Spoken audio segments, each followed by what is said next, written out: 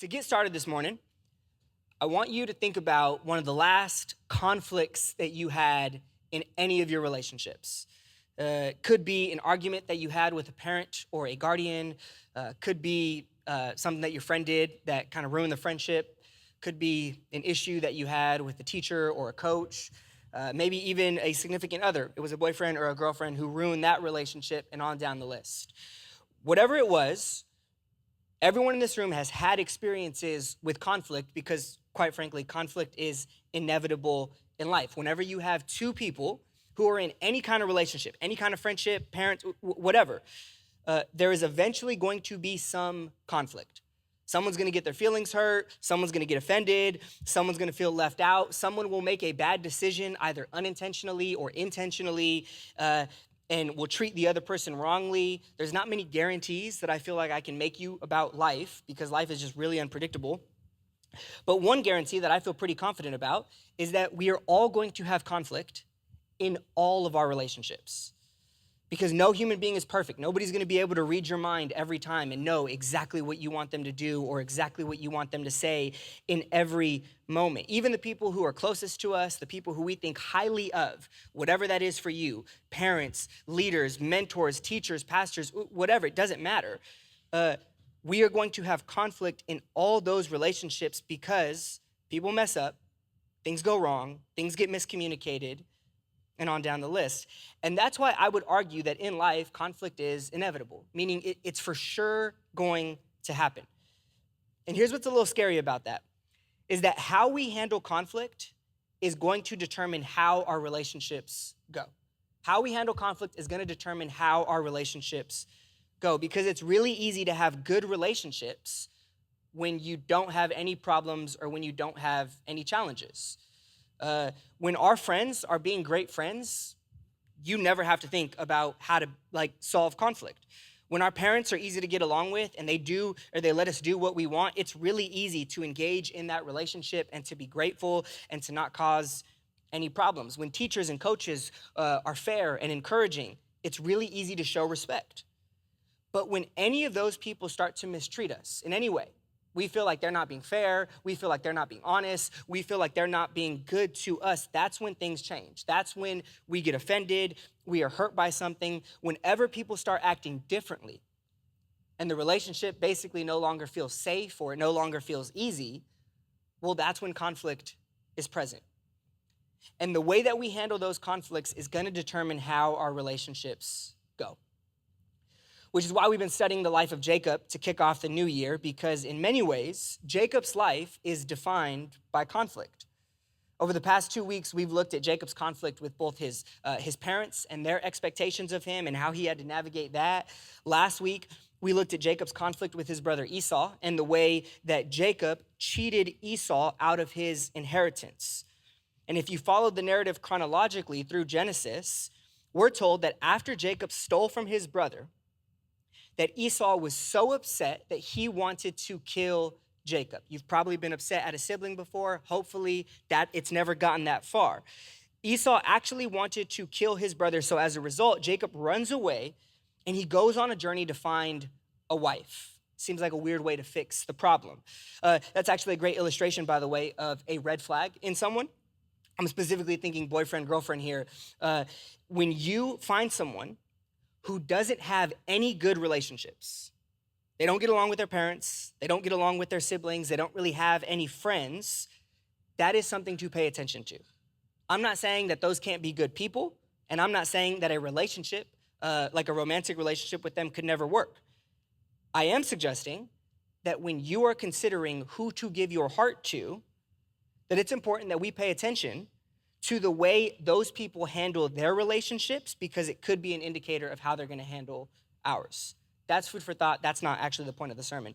If you look at the map on the screen, you can see, you can see the area that Jacob lived towards the bottom of the screen, and then at the top of the screen is where he traveled to when he ran away from home. This is as he is running away from his brother Esau in search of a relationship that's gonna make him happy. He starts at the bottom, makes his way to the top. When he arrived there, he met with a man named Laban. Laban had 2 daughters, and Jacob was particularly interested in one of them. What's really interesting about this portion of Jacob's story, because we already looked at him and his parents, and then we looked at him and his brother right here, is Laban is about to do to Jacob what Jacob has done to all his other relationships. Laban is actually going to lie and to cheat Jacob out of what he wants most. Because Laban sees Jacob, and he's able to recognize that this young man is alone, he's pretty broken, and he's pretty desperate. Easy to take advantage of in this moment. So Laban gets Jacob to start working for him. Jacob works for Laban. And then this scene takes place. This is Genesis chapter 29. It says, after Jacob had stayed with Laban for a whole month, Laban said to him, just because you're a relative of mine, should you work for me for nothing? Tell me what your wages should be. Now, Laban had 2 daughters. Remember, the name of the older was Leah, and the name of the younger was Rachel. Leah had weak eyes, but Rachel had a lovely figure and was beautiful. One note on Leah's weak eyes. It's a little unclear to me whether this description is positive or negative, just because translators differ on how they interpret it. So if the Hebrew word that is translated there, if it's meant to be translated in the negative sense, it seems to indicate that Leah was basically just not pretty at all, okay? If it's translated in the positive sense, which is how the King James does it as well as the CSB, then the point seems to be that Leah was pretty, like she had tender eyes, she had one positive quality, but Rachel, on the other hand, was very pretty. So whether the description of Leah is meant to be negative or positive, it's really clear that the contrast is supposed to say Rachel was more attractive than Leah. We'll keep going to verse 18.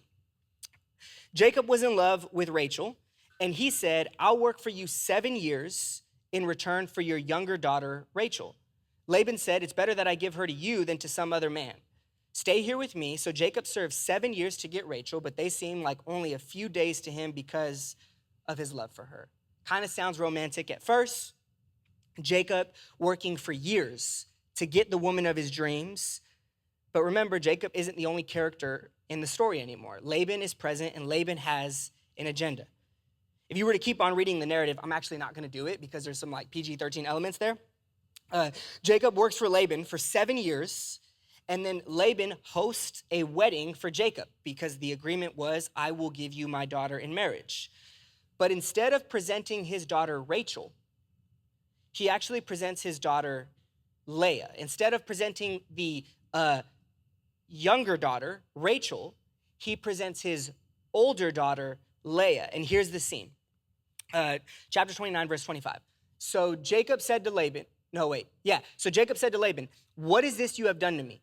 I served you for Rachel, didn't I? Why have you deceived me? And Laban replied, it's not our custom here to give the younger daughter in marriage before the older one. Finish this daughter's bridal week, and then we will give you the younger one also in return for another 7 years of work. Really quick kind of biblical theology thing to note. Just take notice of the fact that Laban does to Jacob, or what he does to Jacob, is a form of what Jacob did to his brother Esau. If you remember that story from last week, Jacob is the younger brother, and his older brother is entitled to a special blessing as the firstborn. The younger brother, Jacob, he puts himself in the place of the older brother to steal his blessing. And then right here in the narrative, Jacob wants the younger daughter, but instead, Laban takes his older daughter and puts her in the place of the younger. It's this creative way of the author just making note to us that what Jacob has been trying to do to other people, here Laban does to Jacob. So Jacob is obviously upset.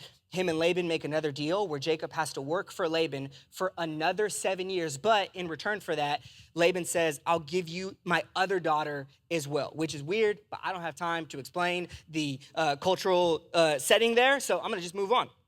At first, Laban seems to be the one who is gaining the advantage here, because he has just tricked Jacob into working for him for 14 years. And he has just provided for his daughters someone else who is now responsible to provide for them. So it starts to look like Laban is taking advantage of Jacob. But then, as Jacob works for him for years, Jacob actually starts to acquire a lot of Laban's property and his livestock. This is what the narrator tells us in chapter 31. It says, Jacob heard that Laban's sons were saying, Jacob has taken everything our father owned, and he's gained all this wealth from what belonged to our father. And Jacob noticed that Laban's attitude toward him was not what it had been. Here's what I want us to catch. When Laban initially found Jacob, one of his first instincts was, how can I trick this guy so that I can get as much from him while at the same time giving him as little as possible? And at the end of the story, Laban, it seems like he's no longer gaining anything, but he's actually starting to lose everything. Not only has Jacob married both daughters, but he's also starting to acquire all of Laban's property and livestock. So even though Laban's first instinct was to lie and to cheat because he thought, I could take advantage of this guy, his plan didn't really work out the way he anticipated. Here's the lesson. In conflict, my first instinct is not always my best idea. My first instinct is not always my best idea. It sounds simple, but it might be helpful to repeat this to ourselves the next time we experience challenges in any of our relationships. My first instinct is not always my best idea, because many times in our relationships with people, our first instinct is what the physiologist Walter Cannon called fight or flight. For some of us, our first instinct when something goes wrong, it's to fight. If they said something to me, I'm going to say something back. Some of us, we run to confrontation because we constantly feel like we need to prove or defend ourselves, or sometimes we think it's gonna make us feel better if we can hurt them after they just tried to hurt us. But just because it's our first instinct doesn't mean it's a good idea. Others of us, our first instinct in conflict, it's actually not to fight. It is to flee. It is to run away. When we have conflict in our relationships, we want to pretend like it's not there. We want to just forget about whatever the offense was or whatever the issue was because we are uncomfortable with having difficult conversations with people. So instead of addressing the problem, we would rather just kind of slide things under the rug.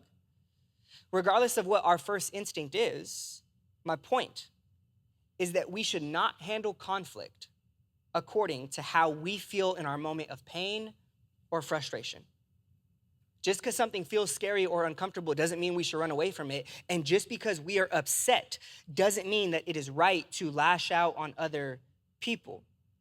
My first instinct, it's not always going to be my best idea. It's a lesson that both Jacob and Laban had to learn here, because their first instinct was, if I want to protect myself, if I want to get ahead, if I want to get what I'm after, well, then I may need to lie, I may need to cheat a few people along the way if that's what it takes. And what's so unfortunate for both of these guys is that while they were trying to win, both of them were actually losing.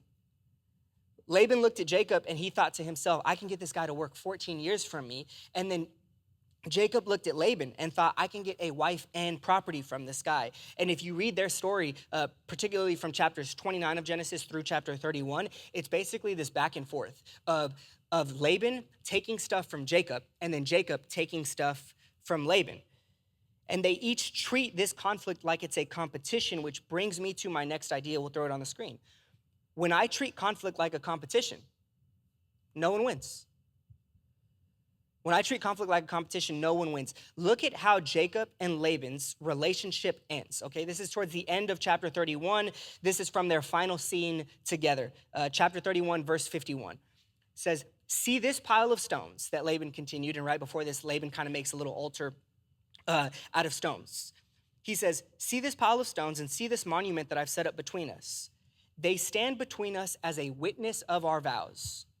I will never pass this pile of stones to harm you, and you must never pass this pile of stones, pass these stones or this monument to harm me. In other words, hey, Jacob, this is going to be kind of our dividing line. You go your way, and I'll go my way. And my guess is that none of us want all of our relationships to end up that way. But that's actually what happens when we treat conflict like a competition. When someone hurts us, and we just try to hurt them back, or when we hold on to grudges and unforgiveness because the other person doesn't deserve to be forgiven, I know it may feel like we're getting them back, but the truth is we're not actually winning in those moments.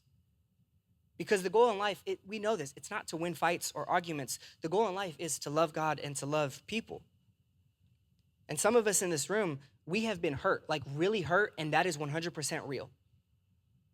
The friend that turned on you, the thing that your parent did, or the thing that your parent failed to do. That person who kind of just used you and then moved on. Like, so many of us have stories of actually being hurt by others. And in life, that stuff sometimes happens. But when we respond by treating conflict like a competition, and when we try to get back at people for hurting us, when we hold on to unforgiveness and we close ourselves off from trusting other people, it's kind of like trying to cut someone else in an effort to heal your wounds. That's just not how it works. So I want to give us a question to ask ourselves the next time that we are having any kind of conflict with someone and we're tempted to think about it like a competition. Here is the question. Am I trying to win the argument or the relationship? Am I trying to win the argument or the relationship? Some of us, our relationship with our parent or guardian would dramatically improve if we tried to win less arguments and we actually started fighting for the relationship. Same is true with friendships. You can honestly apply this wherever you want. The people who focus more on winning arguments and getting their way, usually, no surprise, they win arguments and they get their way. But often, they do that at the risk of sacrificing their relationships. Because when we treat conflict like a competition, no one wins. So next time you're in an argument with someone who matters to you, think about this question. It might not change everything about the way you navigate that situation, but it will change something. In Jacob and Laban's story, it's a really good example of two people who just get it wrong over and over again and who try to win a competition that doesn't exist. And at the end, there's actually a scene that I want to look at because there is a small silver lining that previews what we're going to talk about next week. I want to show you some of Jacob's last words to Laban. We'll throw them on the screen. This is still from Genesis chapter 31. Jacob says this. He's talking to Laban. I've been with you for 20 years now. Your sheep and goats have not miscarried, nor have I eaten rams from your flocks. I did not bring you animals torn by wild beasts. I bore the loss myself, and you demanded payment from me for whatever was stolen by day or night. This was my situation. This is how Jacob feels at the end of a long relationship in competition. He goes, this was my situation. The heat consumed me in the daytime and the cold at night, and sleep fled from my eyes. It was like this for the 20 years I was in your household. I worked for you 14 years for your 2 daughters and 6 years for your flocks. You changed my wages 10 times. And then verse 42 is particularly important for us this morning. This is verse 42. If the God of my father, the God of Abraham and the fear of Isaac, had not been with me, you would surely have sent me away empty-handed. But God has seen my hardship and the toil of my hands, and last night he rebuked you. This is actually one of the few times that God is even mentioned in this section of the Jacob narrative, because up to this point in Jacob's life, the narrator of his story has mostly emphasized how this guy just keeps ruining his relationships. But by this point in the story, Jacob is at least smart enough to pick up on a pattern, and that's what we see in verse 42. He says, if the God of my father had not been with me, you would surely have sent me away empty-handed. In other words, Jacob is at least perceptive enough to recognize, okay, I've ruined almost all my relationships by treating them like a competition, but there is a relationship that I haven't ruined, and it's my relationship with God. Yes, I actually know that he has somehow been with me through all of this. And it reminds me, one of the challenges that I often hear young people express in their relationship with God is that sometimes they feel far from God. We say things like, hey, I feel far from God right now, or I don't feel close to God. I don't feel as close to God as I used to. And sometimes we can identify right away why we feel that way. Like when we sin or when we neglect our spiritual practices, that's going to be a little bit more normal for us to not notice God as much or to not feel as close to him. But other times, it's not always clear why we don't feel close to God. No matter the case, I think Jacob's story highlights something, and it's the truth that just because we feel far from God doesn't mean he's far from us. That actually all throughout Jacob's life and all throughout our lives, God is the one who is somehow still faithfully present, caring for us, and calling us to become the people that he's created us to be. And the way that we respond to that call is what we're going to talk about next week. But for today, here are the takeaways. They'll be on the screen. From Genesis chapters 29 through 31, I obviously couldn't read 3 chapters, so I had to summarize the narrative. Number 1, in conflict, my first instinct is not always my best idea. Next time you find yourself really emotional, don't just send the text, don't just say the thing, but go for a walk, do a workout, call a friend, call a leader. Just don't do the first thing you feel like doing without taking the time to get some counsel or to think through it. Secondly, when I treat conflict like a competition, nobody wins. If there is someone in our life and we have been holding a grudge against them, today might be the day where we start the journey of forgiveness. If we're currently trying to get back at someone, like our parents or a friend or a significant other, today is the day to stop trying to heal ourselves by hurting other people. And then lastly, just because I feel far from God doesn't mean he's far from me.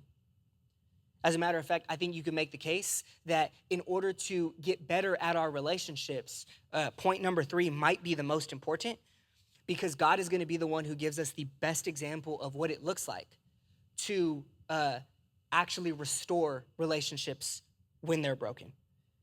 God is the ultimate example of the one who forgives and who loves and who reaches out to broken people, not to win, but to reconcile the relationships. So if we are actually trusting God to lead our relationship with him, the Jacob story is an indication, or it's a opportunity, I should say, to see how God relates to people and what we can learn from his example. Whichever one of those ideas resonates with you the most, I want to take a minute, 2 minutes, and just kind of give us a second to think about it, to pray about it, to consider our own lives and the different relationships that we're in. For some of us, something might resonate immediately with a situation that you are currently experiencing with a parent. For others of us, it might be a friend, it might be a former boyfriend or girlfriend, and it's just been really hard to let go. The temptation is to hold on to hurt, to want to get back at them, to want to show them why they were wrong. But I wonder if today you could at least start the process of accepting God's invitation to let him heal you so you stop trying to hurt others.